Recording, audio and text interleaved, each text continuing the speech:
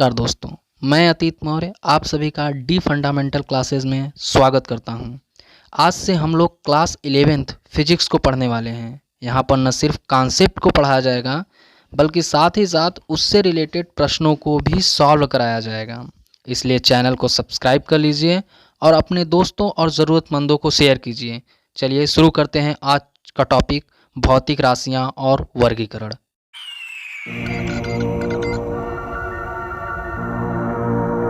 पहले हम देखते हैं कि भौतिक राशियाँ क्या होती हैं। आइए देखते हैं। भौतिक राशियाँ प्रत्यक्ष या अप्रत्यक्ष रूप से मापी जा सकने वाली और किसी भौतिक परिघटना से संबंध रखने वाली राशि भौतिक राशि कहलाती है। यानी कि जिसको हम लोग इनडायरेक्टली या डायरेक्टली मेज़र कर सकते हैं और वह किसी भौतिक फिजिकल फिनोमिनन से रिलेट करता है, उसे हम लोग क्या कहते हैं, भौतिक राशियाँ कहती हैं। The quantities that can be measured directly और indirectly and are related to any physical phenomena are called physical quantities. जैसे द्रव्यमान, समय, बल, गति, लंबाई इत्यादि। तो ये सभी क्या है, हमारी भौतिक राशियाँ हैं। इन सभी को हम लोग क्या कर सकते हैं, माप सकते हैं और ये भौतिक किसी फिजिकल फिनोमिना, फिजिकल लॉज को फॉलो करती हैं। आगे बढ़ते हैं। आइए अब हम सब राशियों का वर्गीकरण देखते हैं। तो राशियों का जो वर्गीकरण है यानी क्लासिफिकेशन ऑफ क्वांटिटीज, वो तीन भागों में किया गया है। पहला, मौलिक या मूल राशियाँ, फंडामेंटल और बेस क्वांटिटीज। दूसरा, व्युत्पन्न राशियाँ यानी डिराइव्ड क्वांटिटीज। तीसरा, पूरक राशियाँ, सप्लीमेंट्री क्वांटिटीज। आइए एक एक करके अब सभी को समझते हैं। मौलिक या मूल राशियाँ, फंडामेंटल और बेस क्वांटिटीज, वह राशियाँ जो एक दूसरे से स्वतंत्र हैं और किसी अन्य राशि के रूप में व्यक्त नहीं हो सकती हैं, मौलिक राशि कहलाती है।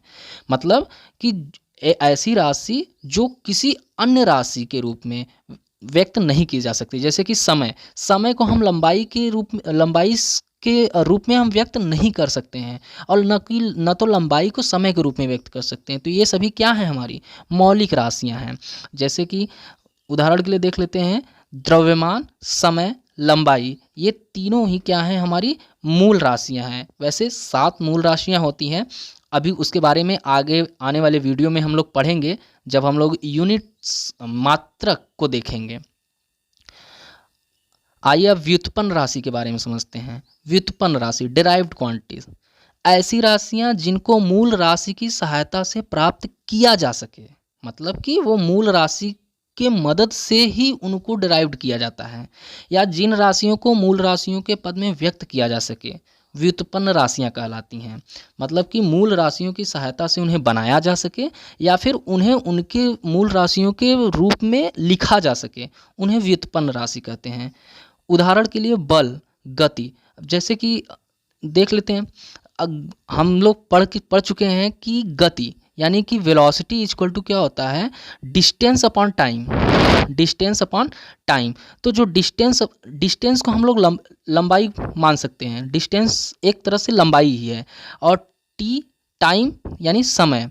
तो यानी हमारा जो गति है वो लंबाई और समय दो मूल राशियों से मिलकर बना हुआ है। यानी कि हम लोग गति को लंबाई और समय दो मूल राशियों में व्यक्त कर सकते हैं। इसलिए हमारा जो गति है वो क्या है, इसलिए हमारा जो गति है वो है व्युत्पन्न राशि। ठीक है। बल भी क्या है, व्युत्पन्न राशि है। पूरक राशियों के बारे में समझते हैं। पूरक राशियां, ये नाम से ही लग रहा है कि ये किसी को पूर्ण कर रही हैं। तो ये जो है इंटरनेशनल सिस्टम ऑफ यूनिट्स, जो एसआई सिस्टम है, उसमें दो राशियों को और जोड़ा गया और उनको पूरक राशियां कहा गया। वो दो पूरक राशियां हैं, समतल कोण और ठोस कोण या घन कोण। तो प्लेन एंगल और सॉलिड एंगल, ये दोनों ही हमारी पूरक राशियां हैं। करता हूँ आप सभी को राशियां समझ में आ गई होंगी।